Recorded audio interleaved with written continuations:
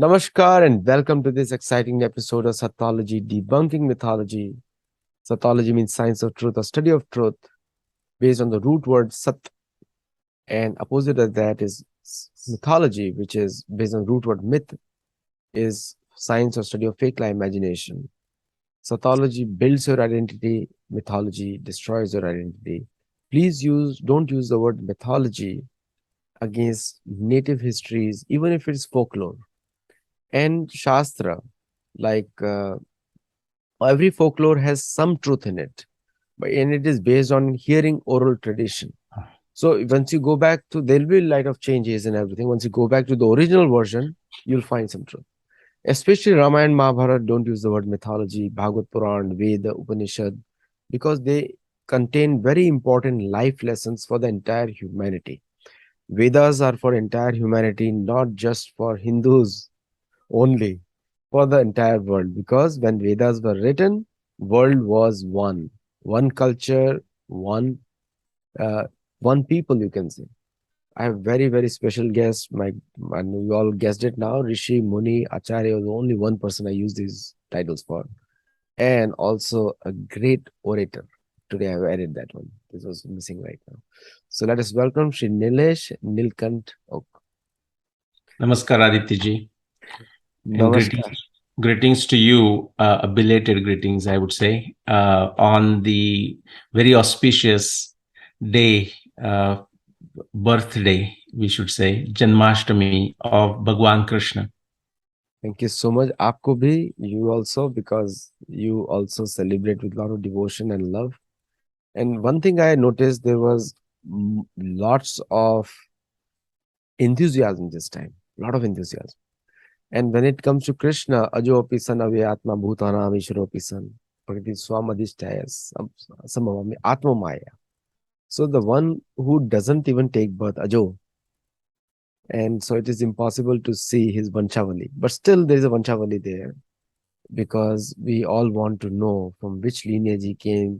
Vrishni, Andhak, Bhoja, all these different dynasties are connected. But before we move on to today's topic, Vanshavad is different than Vanshavali. Right? Now, today we are suffering from Vanshavad, whether it is America or India.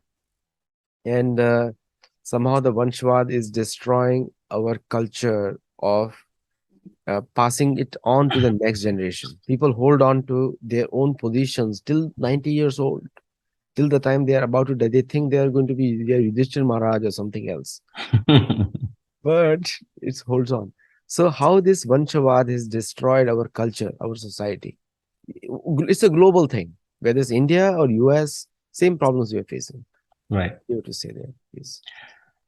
Two aspects to Vanshavad. Sometimes the word Vanshavad is used in the sense of racism.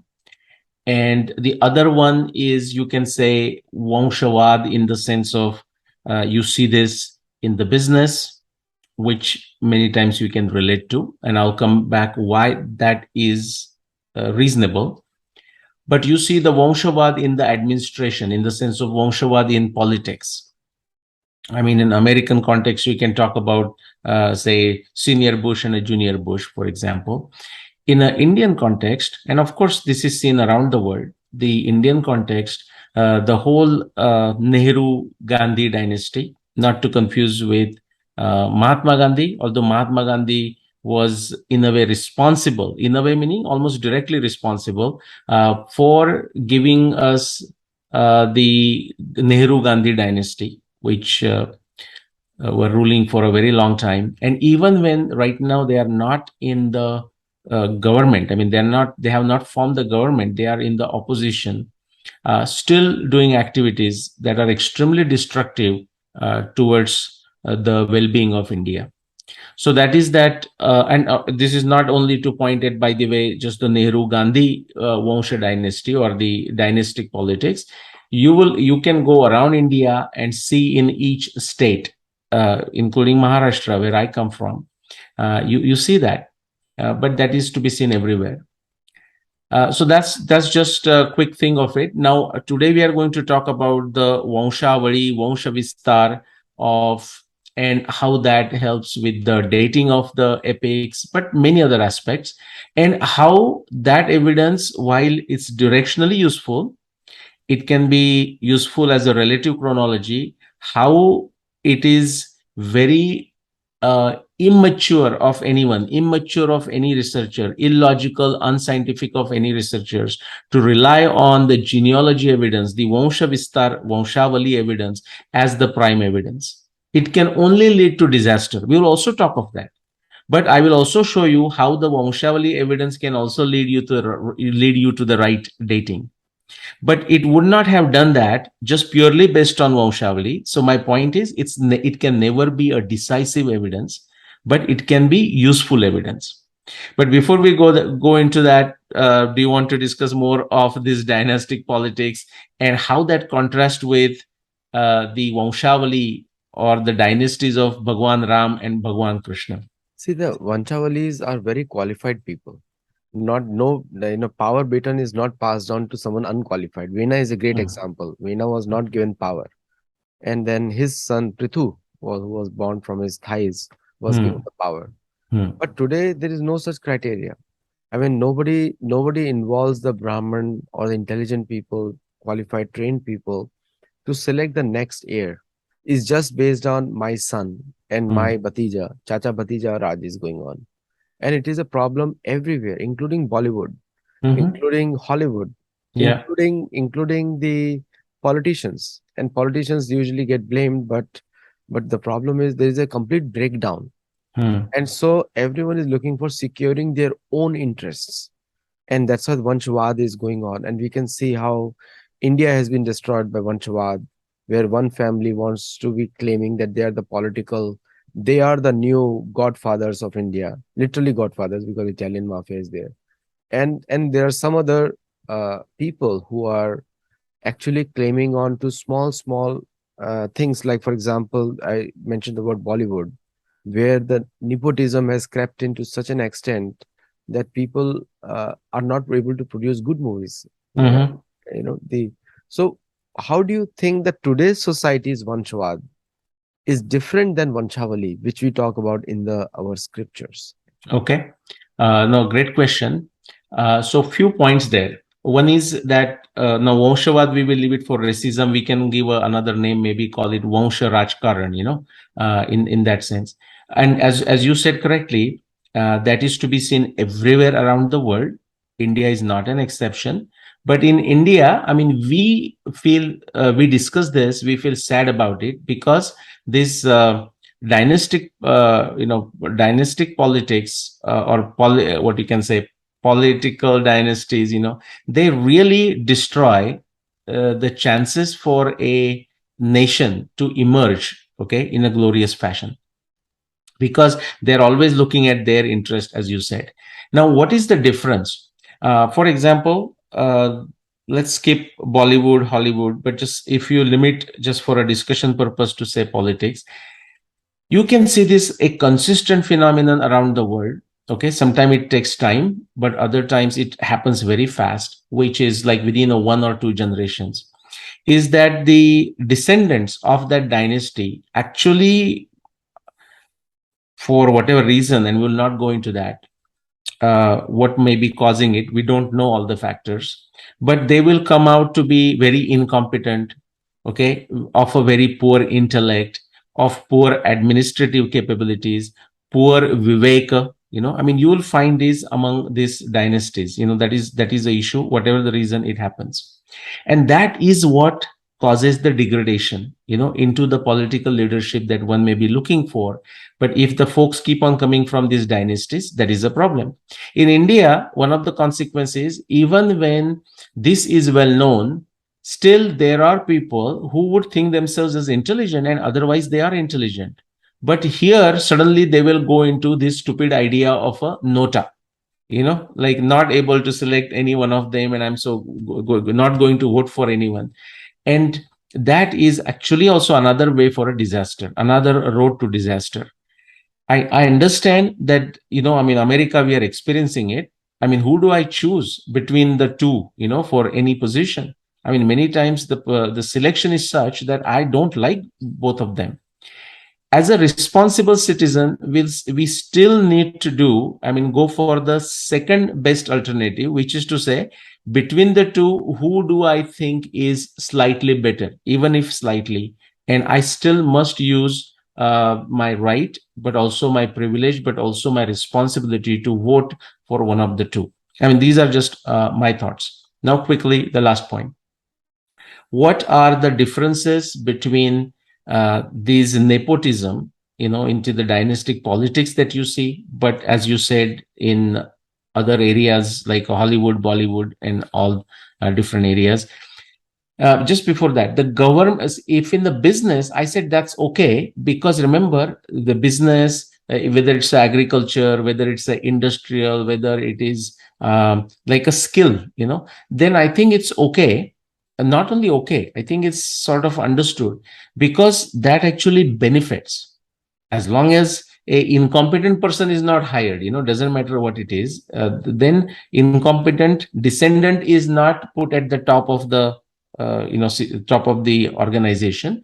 It is useful because the person, while growing up, has that ability to learn these skills, whether it's agriculture, whether it is a certain specific what you call a vocational skills, okay, or business running. It's good to get that experience.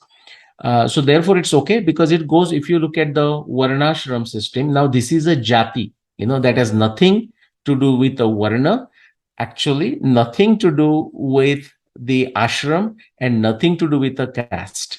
Okay, jati is your professional skill set. And around the world, in the past, the system for transmitting of that knowledge was actually through the process of being apprenticeship. And either it was done in your family, to your children, you taught the skill set that you had, or somebody else came and worked in your workshop, or worked in your office, or worked in your field along with you. So through the apprentice. Now the difference. Take royalties, for example, because today we are going to talk about the Vanshavali of Bhagwan Ram and also Bhagwan Krishna.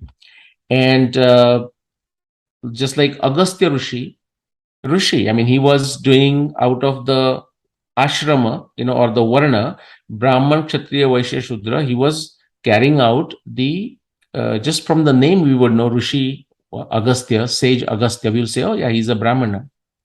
Guess what? Rigveda tells us that Agastya was skillful, and Agastya is extremely old, extremely ancient. We are talking of times before 30,000, 40,000, 50,000, 60,000, 70,000, 80,000 years. Okay. And there are this descent, you can say the dynasty of Agastya, but of a different kind.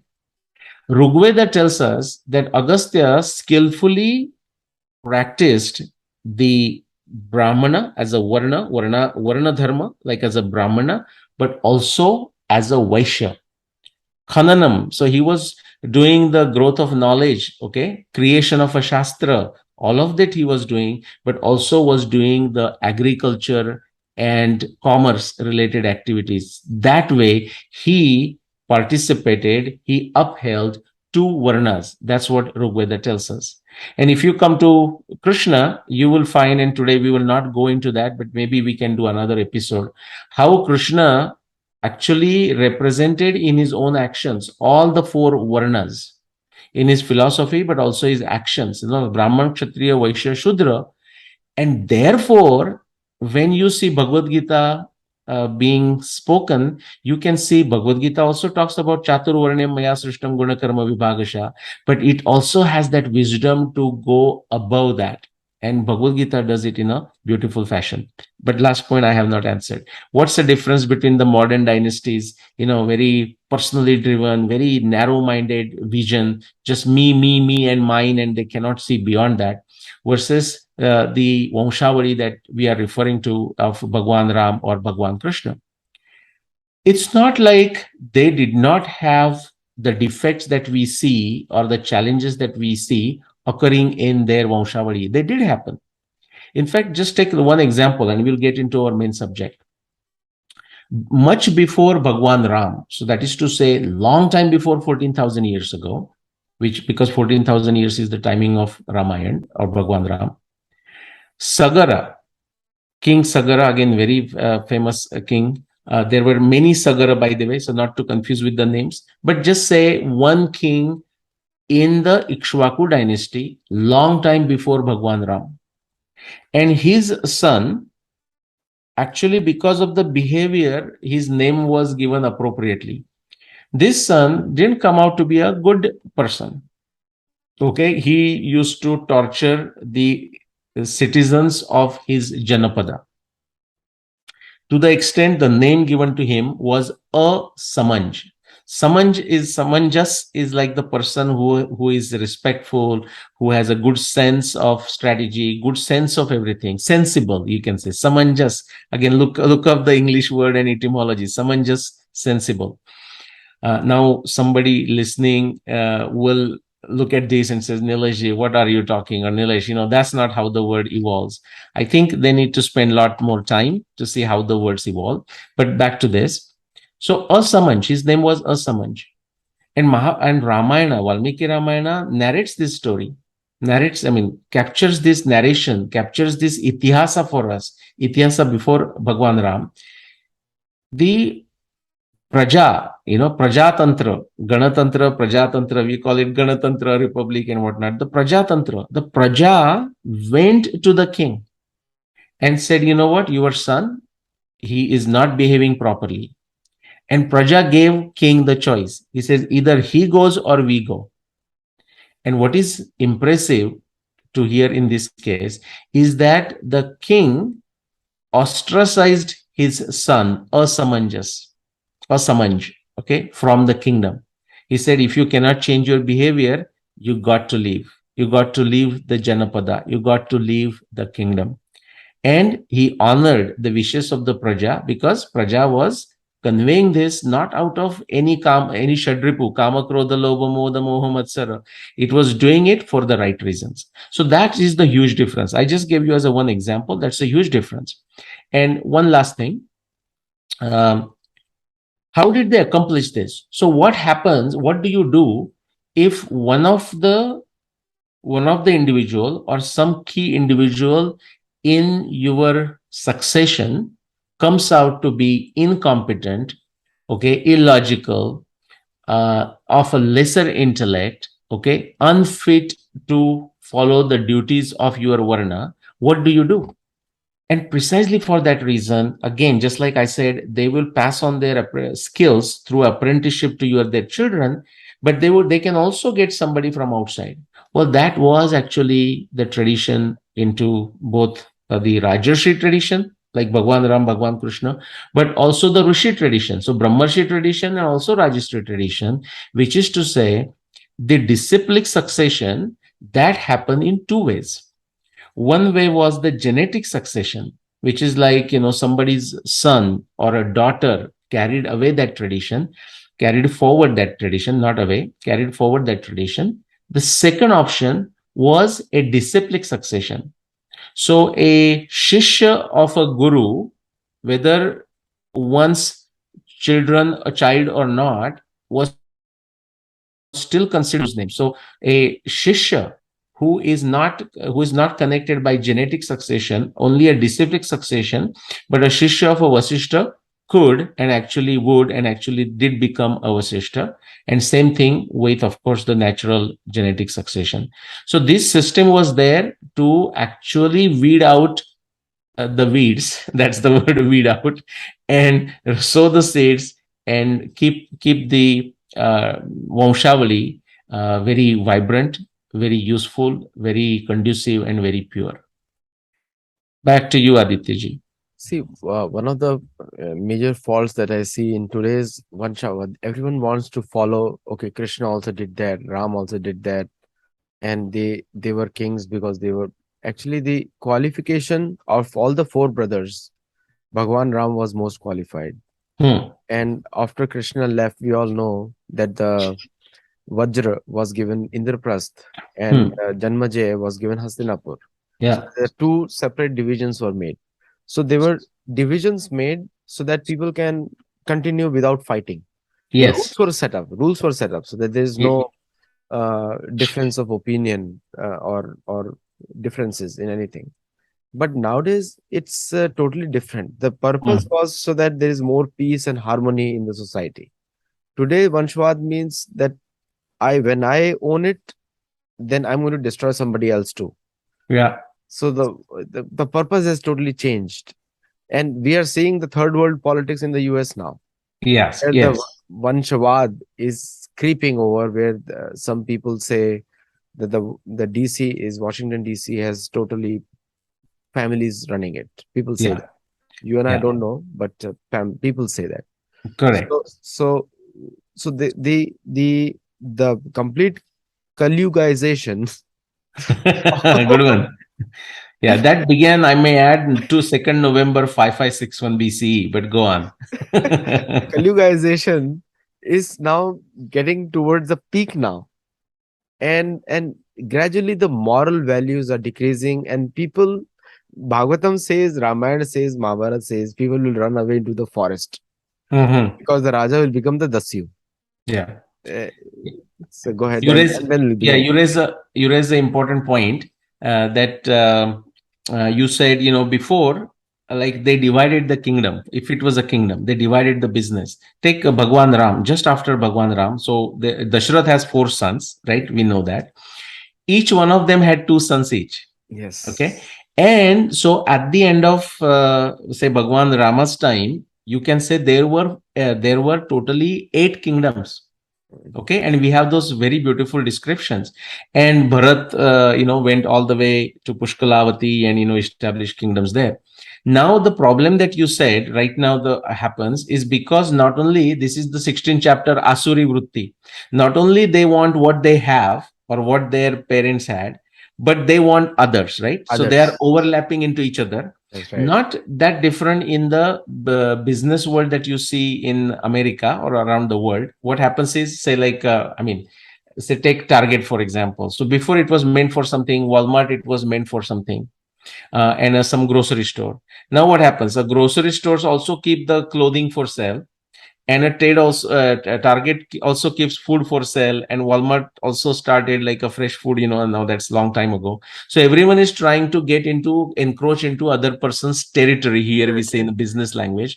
But that's what these people want to do. They're not happy if somebody, in as a dynasty politics, somebody is ruling a state, they are not happy, they want to go nationwide, and possibly just the America taught us, their statement might say we don't want to interfere into the internal affairs of the other countries, but America wants to go and interfere into affairs of every other Every country. other country. And China is doing that, and that's very sad.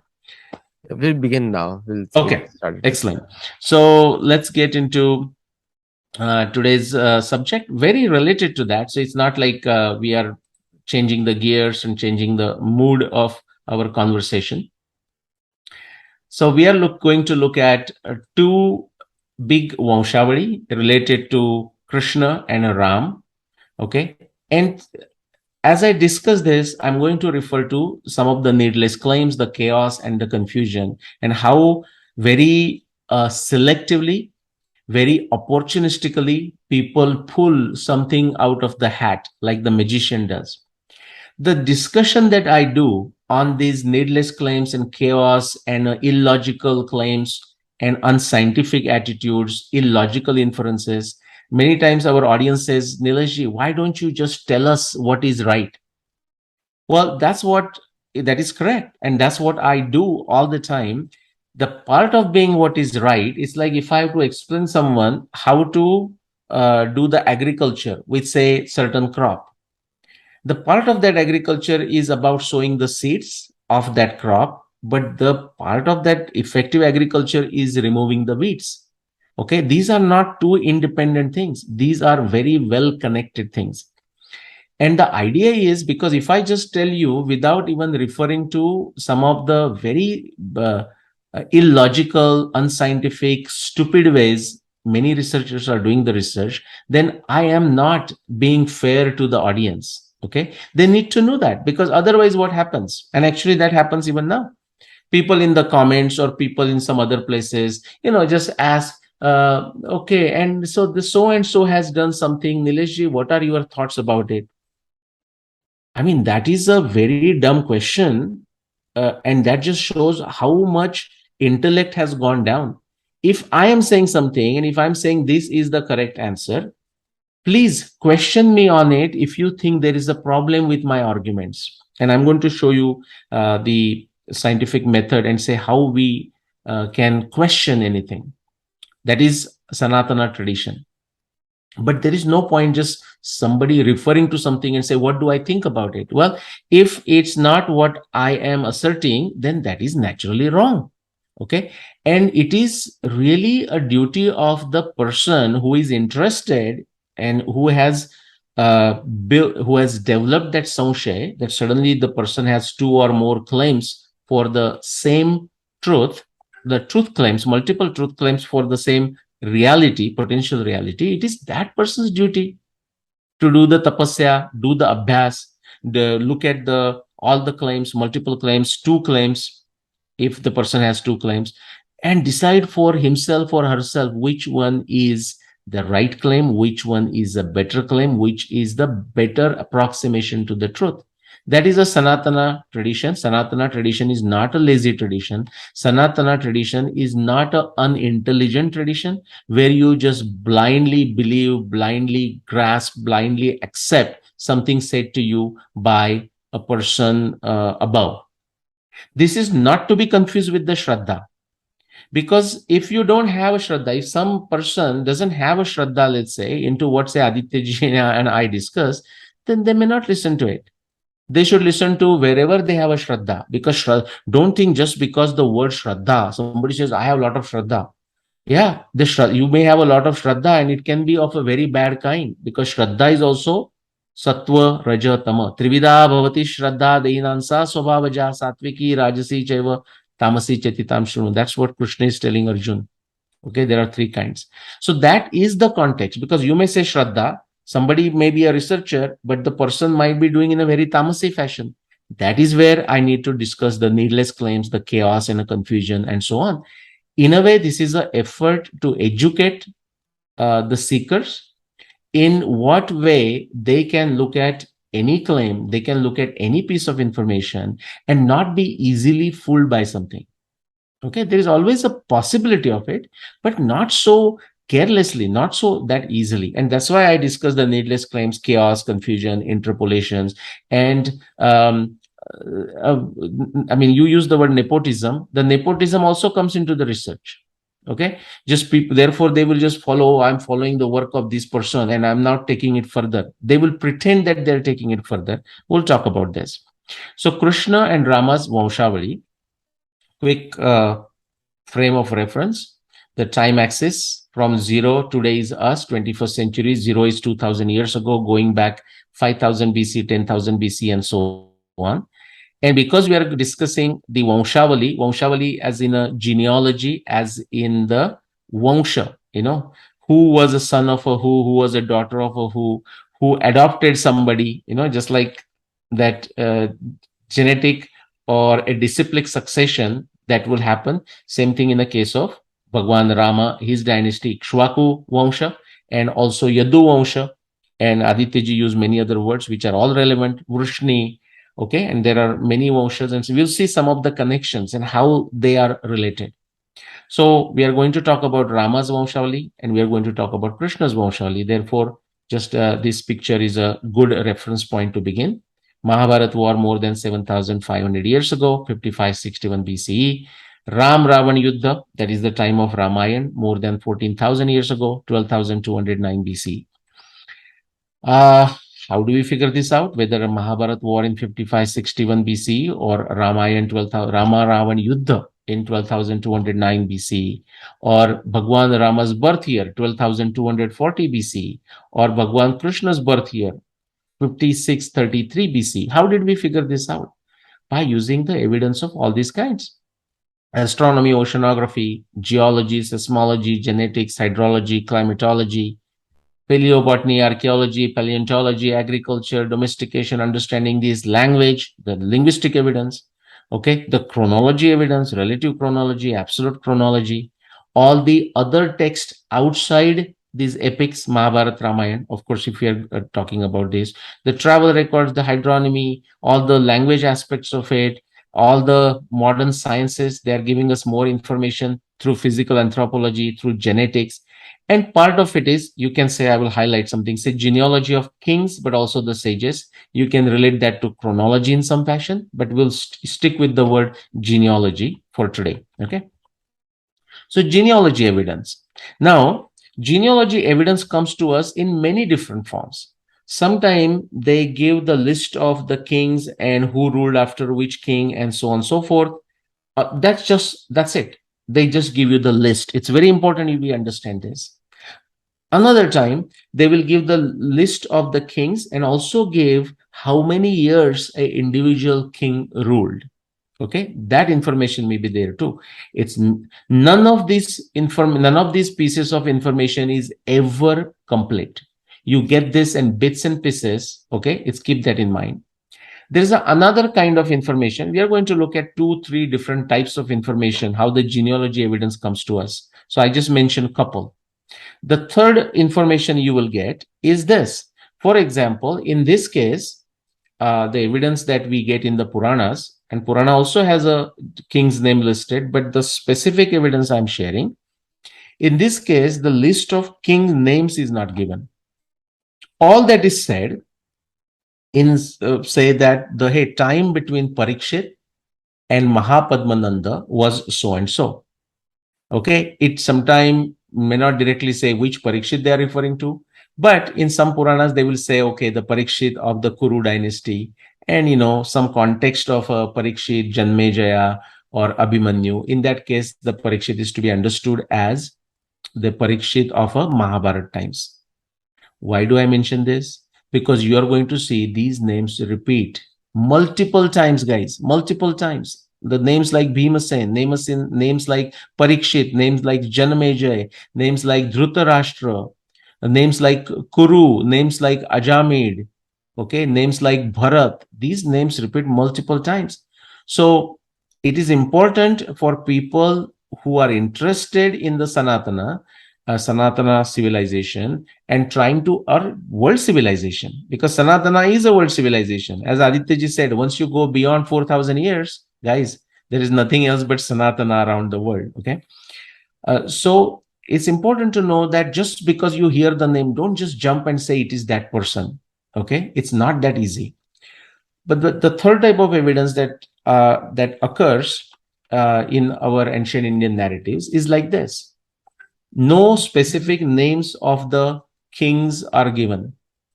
All that is said is a time duration between the two events, the Parikshit and a Mahapadmananda.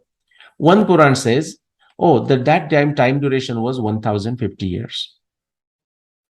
Another Puran says 1100 years. Third Puran says 1150 years. Another Puran says 1500 years. Another Puran says 3,310 years. And of course, you may find many more. What does that tell you? That this event must be real. And we have lost a lot of information. That's why these multiple predictions are coming, because more than likely the kind of evidence whoever wrote this, the kind of evidence they must have used must be different, or the assumptions they made to arrive at those numbers must be different. Either the assumptions are different, the initial data is different, okay, or somewhere there are some differences why they reach these different numbers. Now, is this evidence useful? Yeah, it can be useful. It can be directionally useful. It depends on what you are trying to find out. So I'm going to give you an example how evidence like this can be used.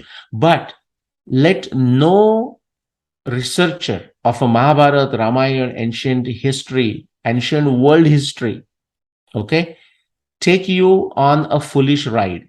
I mean, they will try. It is a responsibility on your shoulders not to be fooled, okay? That suddenly they just pick one number, give you the impression that, hey, this is there in this Purana. Don't you trust the Purana and just go and therefore you must accept it. No, nonsense, utter nonsense. I'll tell you how this evidence can be used in a meaningful fashion. For example, what does it tell you? That in principle, the range we have between the Parikshit and Mahapadmananda, based on various Puranic evidence, what I'm showing you is from all different Puranas, is that range.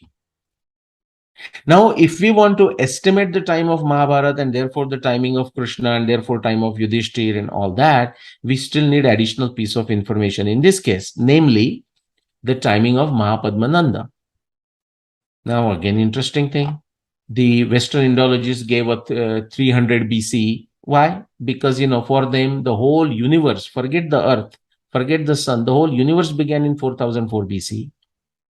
And although that notion has gone away, these numbers have still stuck.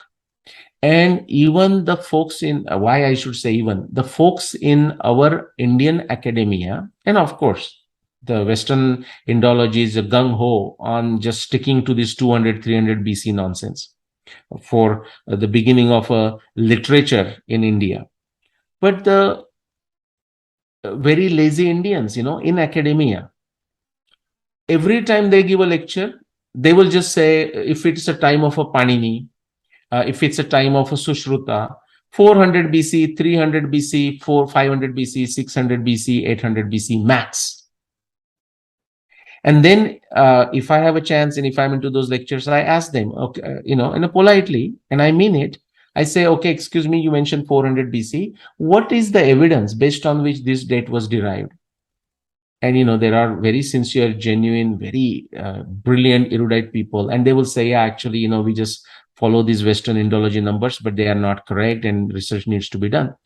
But these are very few that you can count on the fingers of your hand. Most of the others will be very arrogant. They feel offended. Like, hey, you are questioning me. I said, yeah, what's your evidence? Otherwise, Hitchens razor. Pramanatashyartha pratipatte. Okay. And if you don't have it, absence of evidence cannot be used to prove anything or disprove anything. So at a minimum, if you don't know how a certain number was arrived at, and sometimes you might say, hey, I read it there, but I don't know the authenticity of it, and that's a legitimate answer. Don't state it. Just state your subject, but don't get into the dating business if you are incompetent to do it. Back to Mahapadmananda. So Western Indologists gave 300 BC. Again, I told you why. Because they had this tough task of reducing the antiquity of Indian civilization. Because in their mind, 4000 BC is when the whole universe began. That's the first problem. And then, of course, everything has to come from the West. So there cannot be a great civilization before the West figured out how to stop jumping from a tree to tree and start living in huts and then build houses and build roads and the wheel, like chakra, okay, like a tires, The first time the oldest evidence found is in Poland for 3500 BC. And someone in their utter stupidity took that evidence to draw the illogical conclusion, therefore, that the invention of the wheel happened in 3500 BC. So that's like what? 5500 years ago. What nonsense. But that's the kind of thing goes in academia. That's the kind of stuff you're going to find in Wikipedia and the common sources. Now let's look at the timing of Mahapadmananda. How did the people figure it out? One of the researchers, which I will not disclose the name because that individual is doesn't want it to be disclosed yet. That person is conjecturing, is guessing, is suggesting that it could be as old as 2300 BCE.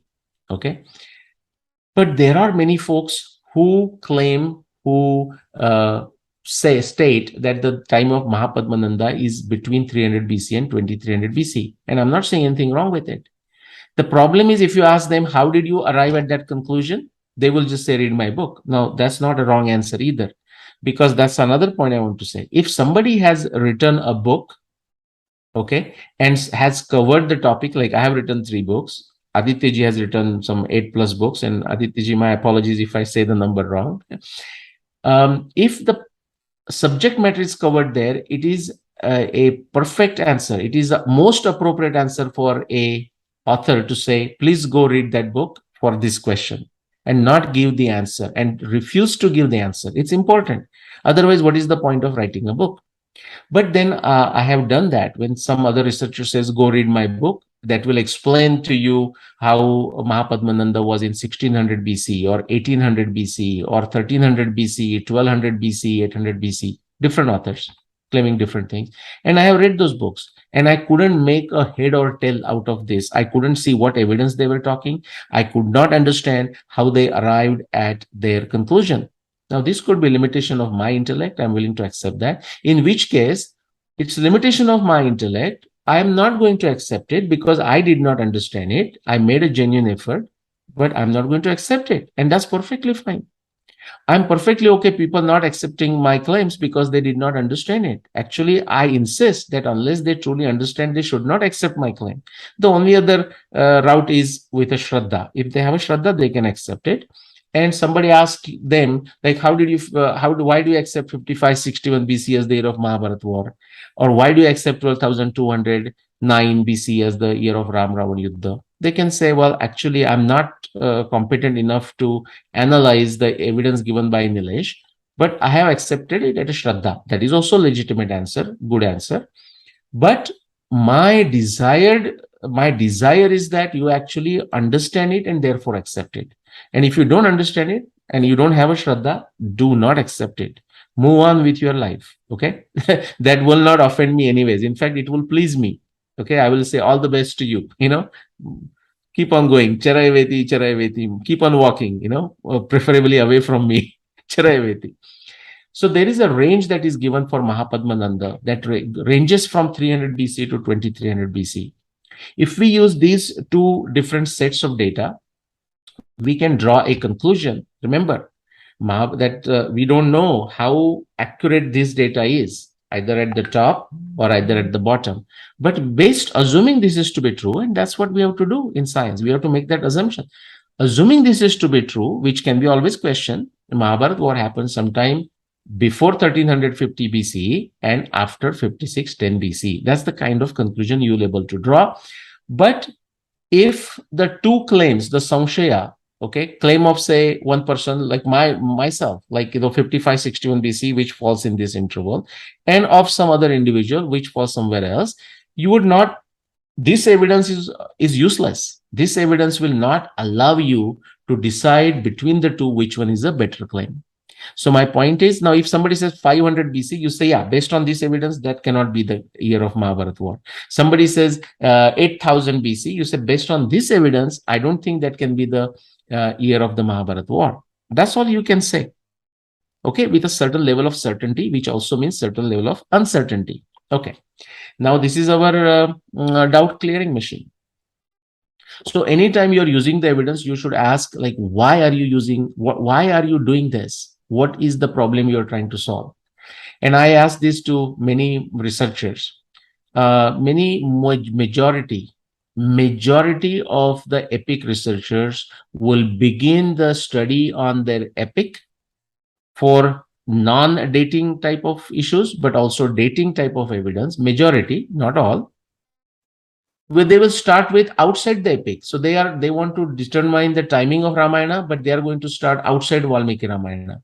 They want to determine the timing of Mahabharat. They are going to start outside Mahabharat. It's extremely illogical. It's unscientific. It's idiotic. It's stupid. But they will do it. And I'm going to ask. They may answer, they may not answer, but I have to expose that foolishness. That's when I talk about, this is not out of anger. This is basically a way to educate. And I'm thankful to these folks who do this because they provide the opportunity. Here we have 5 elements, like 6 elements, like what is the problem you're trying to solve? And of course, then to solve it, the theory, and then the triangulation of explanation, prediction, testing, and you use some background knowledge. The point is you can question any of it anytime, even after the fact, before the fact, during the fact. The important rule to remember is at any given time when you are having a discussion, you can question only one thing, one of these 5 things or 6th thing, what problem you're trying to solve at a time. So in that conversation, you can address all the 6 aspects, but at a given time you should say only one, and if we have a time we will discuss this. Okay, so this is our doubt clearing machine. Now let's get into the actual Vanshavali, Mahabharat Vanshavali, Ramayana Vanshavali. My conclusion I want to give you, stay with that. It is a useful yet incomplete and indecisive, undecisive, whatever is the right word. It's not decisive evidence. It's not complete and it's not decisive, but it is useful. And sometimes it's very fascinating. In fact, we can use this evidence to understand something about the average lifespan or average ruling time, whatever is that number, from these Vanshavalis. And I'm going to show you how we do that. Let's begin with the Vanshavistar, Vanshavali genealogy of Bhagwan Ram. All the way from a Bhagwan Ram, 14,000 years ago. We know that from my works. Okay, if not, I'll show you the book titles at the end. Go read those books. Go buy those books. Go read those. From Bhagwan Ram all the way to our times. Okay, and some people will be like shocked and surprised. Oh, to our times? I mean, yeah, is this true? Well, we have to go to a beautiful pink city, Jaipur. Okay, I was there a few years ago, couple of years ago, and thanks to Sanjay Dikshit ji, who had invited me there at the Jaipur Dialogue. We did a one whole day. He organized a whole day event based on my research. And since I'm mentioning these beautiful places, and I had a privilege of visiting these places, I would also like to thank Vinayak Pandeyji and Nidhi Mishra Pandeyji. They were also my co-host, you can say. And Vinayak Pandeyji was so kind to take me through all these beautiful places in a very short time, including Adityaji, the darshan of what is the name of a deity there? Krishna Bhagwan in Jaipur.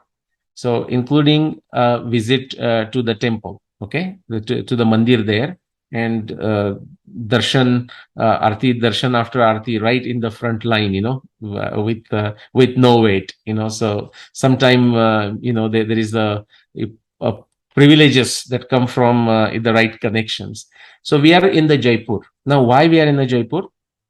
Number of you might have read this news. That citing historical documents, the Jaipur royals. This is, let's say, the news from 2019. Okay. Now, this is well known to many for a long time, but this came in the news again in the context of a Rama Mandir and so on.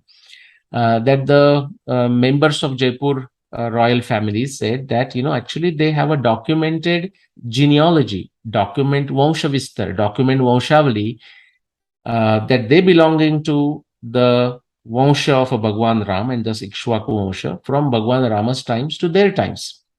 And if you look at the news here, like here, the last line, 309th generation, their current generation as a 309th generation, starting with the Bhagwan Rama's one son Kusha, and from that Kusha dynasty further. Okay, so 309 generations from Bhagwan Ram to our times.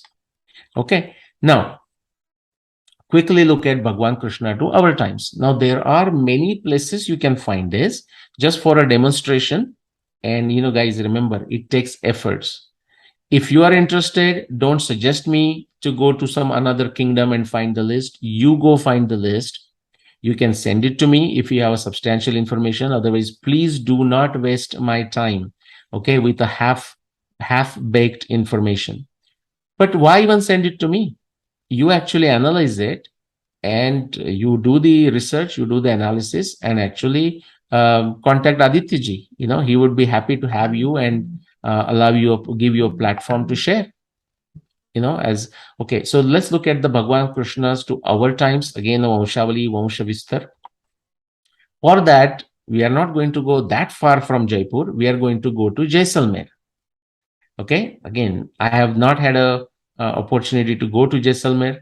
I actually had one, related to the last picture. If you look at it, the wind turbines, but I couldn't make it because of my extreme travel at that time. This is going back few years. A beautiful place just from the pictures. I have not been there. I look forward to visiting Jaisalmer too. and revisiting Jaipur. There is a lot more to still see there that I did not have a chance to see through my hectic trip there. So for a Vanshavali for Bhagwan Krishna, we are going to Jaisalmer. This is not the only place where it is available, but you will get different Vanshavali. Remember, from Dasharatha, if you begin, King Dasharath had 4 sons. Now, each of these 4 sons, it so happened they have 2 sons each. So suddenly, in like 2 generations, we have from 1 to 8. And depending on which kings who traced what and where they migrated, within India but outside India, some of them tracked their genealogy tree, others did not. So it's a something that you may be available, may not be available. But in Jaisalmer, it is available. If you go to the Jaisalmer fort, that is in the middle picture, and this is a very nicely drawn, beginning with a Krishna. And Adityaji, I think you mentioned the name today, like a Vajra or Vajranab, or here you will see Vajrabhan. Okay, so Sri Krishna, Pradyumna, Aniruddha, Vajrabhan, and from that Vansha, that side of the Vansha, is what the Jaisalmer king, the Bhati, our Rupa Bhattiji's last name Bhatti. We should ask her like what the connection is. But the Bhatti royalty, you can say here, and they have documented all the way to our times, and we know that they amount to 160 generations. Now, this is a tweet I found again from rapper Panditji, and what does he say? This is very important.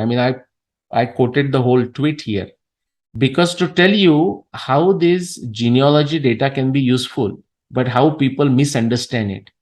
Actually, when I posted Adityaji about our potential talk today on my Facebook wall or in a Twitter, many people already started commenting they missed the point. Now, I'm glad that they are commenting. It's not a criticism of them, but every single person practically missed the point. I don't think anyone got it. And this is a good demonstration of it. So hopefully those who will be watching it and who also comment on my wall in a Facebook, they can connect the dots. So what we know is that there are 160 generations. Now, in this tweet of Rapper Panditji, he is saying, say, in 2020, it was approximately 5,120 years ago when Sri Krishna left abode. So that number, how long ago Krishna was there? 5,120, according to his estimate, or whichever piece of information he's using. He's using that information from outside. It's very important to understand that this information did not come based on a genealogy evidence. Rather, that piece of information was combined with the number of generations, namely 160 in this case, to estimate the average ruling span or average lifespan. And so this won't be a lifespan. You can say it's a ruling span, but it could be a lifespan, doesn't matter, or a generation span per generation in this thing. So the number comes out to 32. So what this person did, he took a background knowledge, background assumption that Krishna left about 5,100, Krishna left the planet 5,120 years ago. This is not coming from genealogy. From genealogy list, he took 160 generations from Sri Krishna's time, okay, or Vajrabhan's time down to the current ruler, and then added these 3 more. So that takes us to 157 plus 3, that's 160. 5,120 divided by 160 will give you approximately 32. And so therefore, 32 is as an average lifespan or average ruling span, some average generation span. That's how this data is used. Because people ask, oh, so why did you pick 32? Well, that's not how it was done. Actually, the 32 was calculated. It is the outcome. And then we may ask the question, does this 32 appear reasonable? Suppose if this would have come out to be like a 3,000 instead of 32, then we said, well, that means like an individual person living for a 30,000 years. Does that make sense? No, it doesn't make sense. Okay, because that's not our experience. Remember, the Indian tradition, Sanatana, the highest emphasis, all our Shad Darshanas is on a Pratyaksha. Pratyaksha is common across all, including Charvak. Okay. Now, what Charvaka thinkers don't know is that Pratyaksha alone will never work. But they are in their fool's paradise, and we should let them stay in their fool's paradise. Don't think the Charvak was there. We have people here with pride using the word Charvak, oh, yeah, I'm a Charvaka or like Charvaka. Okay. They only emphasize Pratyaksha, or at least the Charvak did. Okay. I don't think these guys understand Pratyaksha. But the point is, Pratyaksha alone will not work. But even my point is, even including Charvak, the Astik Darshanas and Anastik Darshanas, all of them still insist on a Pratyaksha. That is our tradition. So we are looking at the output. Phala Hetu. The phala is the outcome in this case. 32. The tree's outcome is a fruit. Similarly, the outcome of this analysis is a fruit. That 32 years is the outcome. Now we use our Pratyaksha experience to say, does this make sense? That is how it is used. Just to give you an example, when Padma Vibhushan, Professor B.B. Lal, okay, he did archaeology research, a lot of archaeology digs, and he did a phenomenal work. I mean, his work on the nonsense of Aryan invasion and getting rid of Aryan invasion nonsense is well known, very impressive. His work connecting from archaeology data with the traditions mentioned in the Vedas and our ancient Indian narratives is very impressive. His work as a evidence related to the Rama Janmabhoomi, Rama Mandir is very impressive. What he did on the Mahabharata dating, it's a lot of hard work. Unfortunately, it's very unscientific, very illogical. Okay. And so it's suddenly, oh, can one person do something very impressive here and not so impressive in other place? Absolutely. I mean, my work, people tell me how impressive it is, but I don't think many people will dare ask me Aditya to sing or play a musical instrument, because I'm a disaster, or draw a painting or draw a picture. I'm not good at it. So one should know their limitations, but that's what happened in this case. My point is, once Professor B.B. Lal figured out a certain date, estimated, based on his methodology, which I am saying, I'm asserting that it's faulty to the core, but that's not the subject today. So based on that, he estimated, like say 900 BCE for the timing of Mahabharat. And I have already given talks on how he arrived at 900 BC, what kind of archaeology evidence he used. I have done this talk with Aditya also and in other places, why it is faulty, why it is illogical, why it is unscientific. But as I said, that's not a subject today. But the point I want to make is, so now that he found he thought the Mahabharata timing is 900 BC, let's say. And he also looked at some Puranic data, like I showed you on the previous page. Not the one total duration, but now he also looked at some genealogies like this. The genealogies are there in the Puranas also. Okay. So he looked at those genealogies, and you know how he used that genealogy? He said, hey, if I use a number like 32, my God, actually the timing of Mahabharata will go to 2000 BC. I don't want that, because I am trying to claim, meaning Professor B.B. Lal is trying to claim 900 BC. So he said, what number I need to use to make sense of my claim of 900 BCE. So he did a backward calculation, just like the calculation done here by Rapper Panditji. And he said, well, if I use 14 years per generation, 14 years per generation, 14 years per royal rule, per generation rule, or 14 years, whatever that rule is, then I will able to justify using even the genealogy that Mahabharata happened 900 BC. Why I'm spending time, Aditya? Because I want people to understand how this data is used. Okay. Then some other person comes and says, well, what if that person has some other date in his or her mind, such as say 2000 BC? Okay. He says, what instead of 14, what if I use 20 years per generation? Then I can use this genealogy data to justify my claim Mahabharat happening around 2000 BC. Dr. P.V. Vartak, okay, Padmakar Vishnu Vartak, a great researcher. Now he's been given titles like Brahmarshi and all, and he deserves those and more.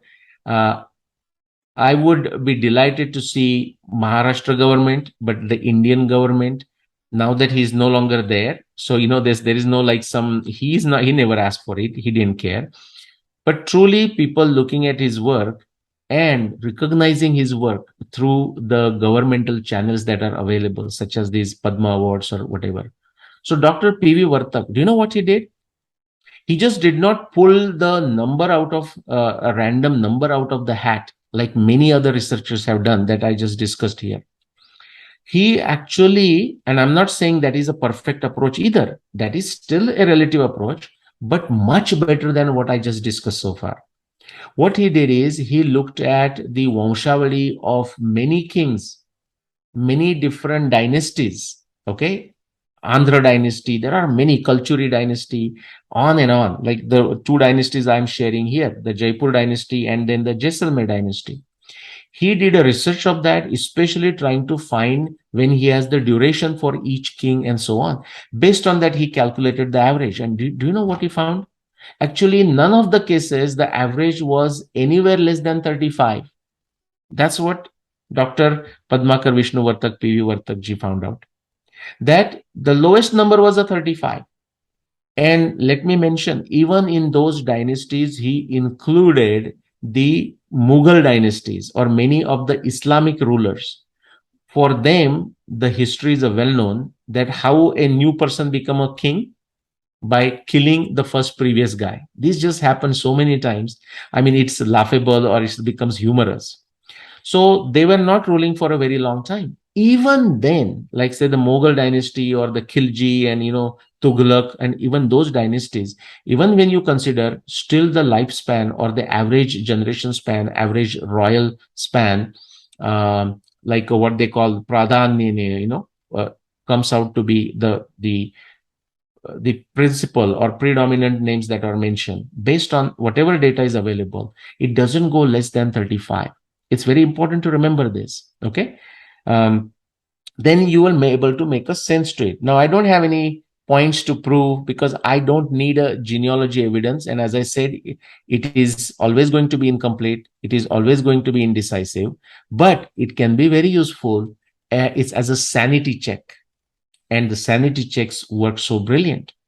Okay. Now we have to be careful that it was always going to be incomplete and indecisive. Okay. Let's look at the two Vanshavali based on the Jaipur royalty records and the Jaisalmer royalty records that we looked at. So Ikshwaku Vanshavali and Yadu or Vrushni, you can give a different names to it and they're all correct. And I'm going to show you example of that. That Vanshanukram derived from the Jaipur Royals Vansha Charita and also Jaisalmer's Royal Vansha Vistar. I deliberately use these four different Sanskrit names, means the same thing. Okay, genealogy, for example. And so now let's use the numbers. The way Rapper Panditji used, the way Padma Vibhushan Professor B.B. Lal used, the way Brahmarshi Dr. P.V. Vartak employed, with some additional rigor than any of these researchers. Average span, and still incomplete and still indecisive. I want to emphasize that. I cannot emphasize it enough. Okay. Average span per generation. So now where am I getting this 14,200? Just like Rapper Panditji used this number, which is a traditional belief based on the faulty understanding of Kali Yuga beginning with 3102 BCE. Okay, I'm not criticizing Rapper Panditji, and even I'm not criticizing the faulty assumption of a 3102 BC. Now we know that it is faulty because we have an additional analyzed evidence to assert that that is faulty. But suppose if 50 years ago, if somebody was using that, that was reasonable. Nothing wrong with it. If you go back 400 years to time of Chhatrapati Shivaji Maharaj and his guru Samartha Ramdas Swami, you see Samartha Ramdas Swami referring to that 3102 BC in the indirect fashion. If you go back to say 800, 900 years ago to the time of Srila Madhvacharya, he has used the same 3102 reference in trying to estimate the timing of Mahabharat. Okay. Now we know with additional knowledge that those numbers are not correct. And remember, the Sanatana is always about refreshing our knowledge, refining our knowledge. Sanatano Nitya Nutana. Okay. But also, Yam Pashyanti Yataya Kshina Dosha. Our effort, the effort of all the Yatis, all the realized folks, all the people who are Sanatani, is to refine it and we know that we will never able to eliminate the doubt, but eliminate the error. But Kshina dosha always make an effort to minimize the error, reduce the error. Your target should be eliminate the error. You will end up minimizing the error. You will end up reducing the error. And that's what we are doing here. So we don't have to stick to the dogma of a 3102 BC as the beginning of Kali Yuga anymore, because we have a much more data. Like Jivan Rao ji, as Jivan Rao Aditya ji, I mean, he came on your show. He has not discussed the Kali Yuga yet, but he will discuss it soon with you. My point is, so where does this 14,200 comes from? It's exactly like what Rapper Pandit ji did 5120 years ago, based on that 3102 BC assumption. Where did I get this 14,200? Based on my research, which is based on Valmiki Ramayana, extracting 600 plus references, astronomy references, putting them together, fitting all of them like a jigsaw, beautiful jigsaw puzzle, crossword puzzle, and that leads you to 12,209 BC. Just I'm simplifying, calling it plus 2,000 years, 14,200. Where do we get this second number of 7,600 for the Yadu dynasty? Again, 300 plus evidence from the Mahabharata text, putting together in a scientific fashion, solving the jigsaw puzzle, crossword puzzle, leading us to 5561 BC for the year of Mahabharat war, 5633 BC for the birth year of Krishna, Bhagwan Krishna, and then 5525 BC is the time for the end of Krishna avatar, and also the flooding and destruction of Dwarka, 5525 BC, based on multiple evidence. So those are the numbers. Now somebody will say, oh, how, come on, I have a question about 14,200. How can you use that? Well, that won't be a discussion today. That is used as the agama, the background knowledge. But I am nowhere saying that you cannot question that number. Yeah, you can question it, but not here. Now, one point at a time. So go read my book. Then do you have any questions? Do you think you want to object to something? Do you have a better number? That's how this research is done. So back to this. So the total duration that we have for Bhagwan Ram between our time and Bhagwan Rama's time is 14,200 years, rounded off number. So error is like less than 50 years. And average span per generation for Bhagwan Krishna's time is 7,600. How did I get that? 5561 BC or 5633 BC plus 2000 years or 2022 years. Okay, that's the number. I'm dividing this by the number of generation given by the Jaipur royal dynasty between Bhagwan Ram and their times, which is our times, or in case of Krishna, dividing by 157 or 160. Okay, that's why I said it's approximate number. And the number that we get, number that we calculated here, the phala outcome is about 46 to 48. So average, let's say 47 years. This is the outcome, guys. Okay, this is not the assumption. This is the outcome. And now I have to use my current experience to do the validation of this number, like what you say, a reality test. I mean, does 47 sound reasonable? I mean, is it impossible? No, it's not impossible. Average human life is considered like 100 years in our times. Ramayana, Mahabharata times, they were thinking 120 as on the lower side. We know Bhishmacharya lived 440 plus years and he could even fight. Okay. So some things have changed. We don't know what it is. It's the nutrition, the oxygen. We don't know that. But we have some information, and these are all subjects for great research. So what did we find out? The 47 is the average time span, and it's consistent, by the way. I mean, it looks consistent, only 2 data points. I will encourage others to do more research. But just based on a Jaipur royal dynasty records and based on a Jaisalmer royal dynasty records for 2 different historical events of Indian civilization, one related to Bhagwan Ram, Ramayana, another related to Bhagwan Krishna, Mahabharat. Now, this can it be coincidence? Yeah, possible. But with all the data that we have, they both give us not only a reasonable number, but also a very consistent number, 47 in both cases. Okay, about 47. Very, very good. Now I want to show you the limitations of it, and Aditya, we will stop. Now, many people will tell us, like, it's a Western Indologist and their lackeys, which are spread everywhere. in the institutions of India, in the academia of India, even in the government Babu departments, government, what you call, say, institutions and so on, everywhere. Okay. And even non-government, non-academia, business, because people have to do this abhyas. Otherwise, it's just swadhyaya. Otherwise, it will not happen. Therefore, I want to just point out some limitations of this data. Don't use this blindly. Let's take, and so people are going to tell us, the Western Indologists. Now, there was an exception, like Parajiter, he said, what if these all dynasties mentioned in the Puranas are true? And there's no reason not to trust them, as long as you understand the information will be incomplete and indecisive. If I had a time, and I am gone over, so I won't go there today. But Valmiki Ramayana has evidence that all these Vanshavali lists are incomplete. Actually, our Purana has evidence for that. Mahabharat has evidence for that. That yes, they are useful, but all of them are incomplete. All of them, exception none. So actually, even the Jaisalmer and Jaipur that I showed, maybe they might have missed. I'm not saying, I'm not claiming, I'm not asserting that it is incomplete. I'm saying it could be incomplete because that's the evidence shows us. And here I'm going to share you a couple of them, but it will give you some additional insights. The Western Indologist used to claim, still claim. Now, I don't know what madness is that, but I'll leave it to people to figure this out. That the Indians don't have a sense of history and all that. Or they don't keep the genealogies. I mean, whose king, whose son was who, and so on. And I said, where do they get this nonsense? And why do they spout such nonsense? Unfortunately, their lackeys in India do the same thing. The sahibs who have not left. Okay. Very blind sahibs, the brown sahibs who have not left.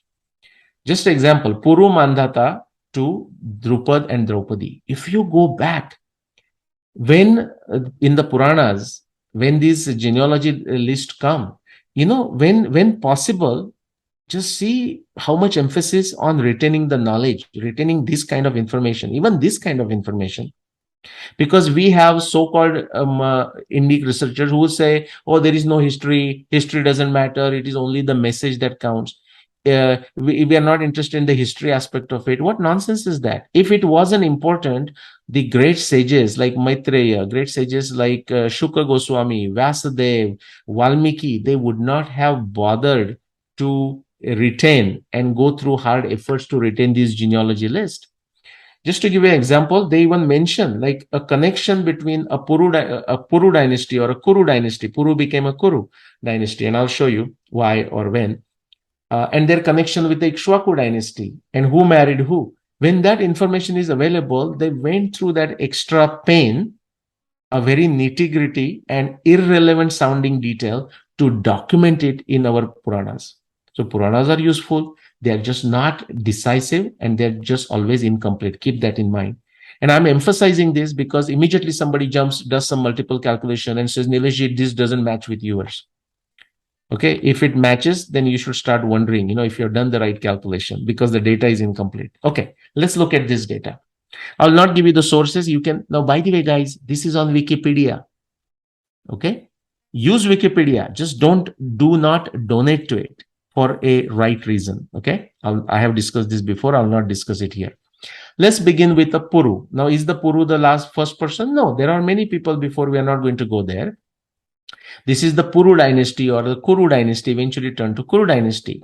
And here the note says that Puru was a contemporary to Ikshwaku king Mandhata. Mandhata is discussed in Ramayana, Mandhata is discussed in Mahabharat, Mandhata is discussed in Rigveda. And we know so little about Mandhata. How ancient that king must be, so we have two epics. Okay, but that's not to say the histories were not, the Itihasa were not written before. Maybe it just did not survive. Maybe it was not written. We don't know that. So beginning with the Puru, just focus on a number for a minute, so like some highlighted there, kings are there, Dushyanta and so on, the Emperor Bharata, that's like 28. Then there is very difficult to describe this, but go to Wikipedia and test this. After that, there are few kings in between, and then it begins with the Bhumanyu. Okay, that dynasty. So it's 28, few others, and just count 29, 20, 30, 31 like that. Suhotra, Ajamida 1, Ruksha 2. Okay, there are these kings' names that are getting repeated. Kuru 1, Kuru 2, and so on. Ajamida 2, and so on. The point is, I'm walking you guys right now is that from a Puru dynasty, Kuru dynasty to the time of Draupadi, which is the timing of Mahabharata. Please pay attention for last just next 5 minutes, and but it's very important. So this 28, then we have about say like a 15 generation. So you, and there are few in between, so just simplify it. Let's call this 30 and let's make this 15. So 30, 40, 45 generations here. Then we have additional 30, how many additional say 55 generation. Okay, so whatever that number comes to, close to 100. So from Puru to the time of Mahabharata, there are 100 royal generations. And if you go and study Puranas, Harivamsha, Matsya Puran, Bhagavad Puran, Vishnu Puran, Padma Puran, on and on, just go. You know what you'll find? Time and time again, when they are giving the list, the person, whether it is a Shuka Goswami, whether it is some other Rishi, they say, you know what? I don't have the full list. I will try to recall the prominent kings. Pradhan Neneha. Only the prominent kings I will recall. So we have a list, recall list of 100. In reality, is going to be a much bigger list than that. And I'm going to show you how indirect proof of that. Not that we need the proof. So there are 100 generations of history documented before Mahabharata, before 6th millennium BC, before 7,500 years ago. Before that, we have 100 generations. Okay, let's go to the next one. Now, if we look at the from Purus to Pandavas, so you can relate actually in, if you go back all the way back, the Pandavas are related to Draupadi. Okay, but don't be like scared or whatever. The generations are so far spread apart because in that way we all are connected. Okay, there are huge generation gaps, and I can show you where the genealogy is split.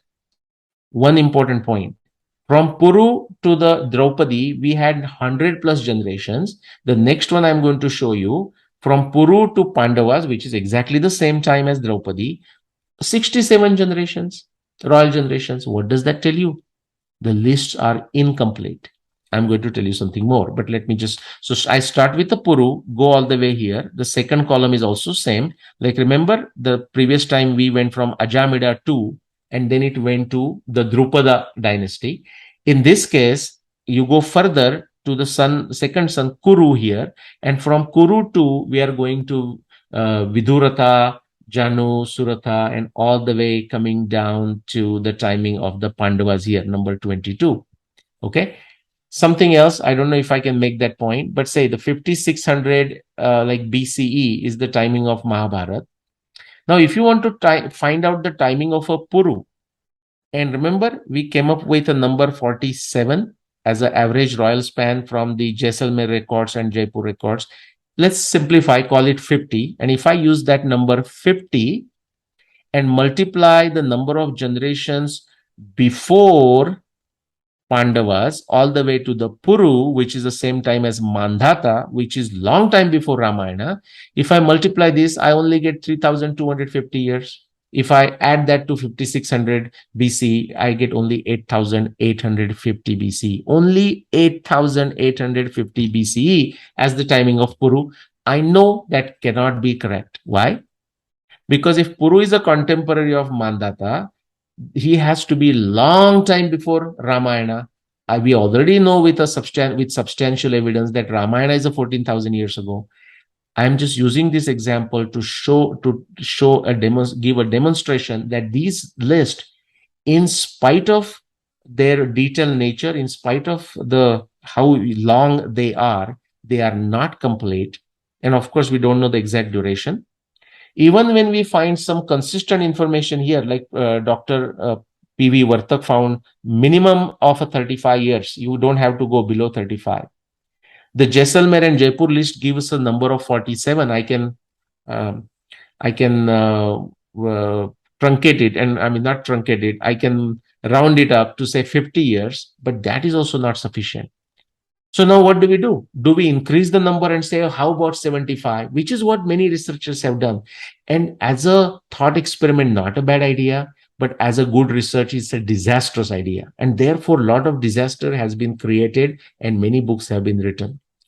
You can just do a sanity check, a backward fashion. Don't just go on this routine. Oh, can I use 75 and what happens? It will never be complete. Rather, it's important to realize what is missing is that the many names of the kings are not mentioned. Purana is very clear that only the pradhanya names, only the prominent kings are mentioned. There is a evidence in Mahabharat, there is a evidence in Ramayana to show that. Please read the historic Rama. I have given the evidence how sometime between the names of two kings, say A and B. So in one genealogy list, B is described as if a son of A. But if you go to another list, you will find like 6 kings between A and B, which means when whatever the genealogy list where you saw B as a son of A, that was an incomplete list. All that you're seeing, guys, there is a 99% confidence that this is an incomplete list. Okay, quickly. If you want to know more, get excited about this. These are the books on Amazon around the world. Okay, just type my name or type the title of the book, but Nilesh Oak, and this book should pop up. If you are in India, of course, you can still buy from Amazon, but no reason to. You can actually save a lot of money. Go to and get a bonus book there. Go to Subbu Publications. Okay, different cover pages, different looks for the cover pages. A slight modification of the title for the historic Rama. It's called 12,209 BC, the year of Ram Ravan Yuddha. And you'll get Bala Sankuratri's My Name is Ravana along with that, or any other promotion that might be there. I don't keep track of promotion. So if this promotion is gone, it's gone. Okay. Just go ahead with it. With that, Aditya, I am done for today. And back to you. What a wonderful presentation. And one thing really struck out for me was the age, the Vanshavali, 32 years, which you mentioned, 32 years. And Professor Vartak has really done a good work. 35 years he estimated to be.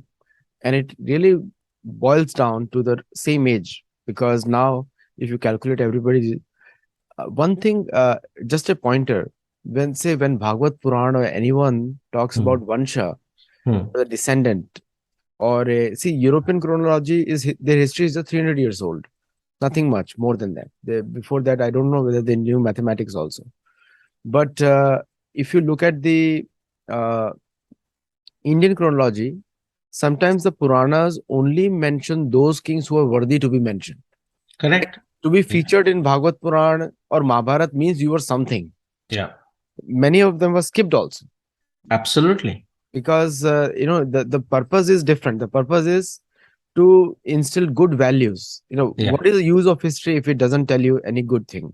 Like terrorist history won't be definitely not there. Correct. Ravan's history is there because Ravan was killed by Ram. Yeah. That's why it is there. Otherwise, there is no need for Ravan also.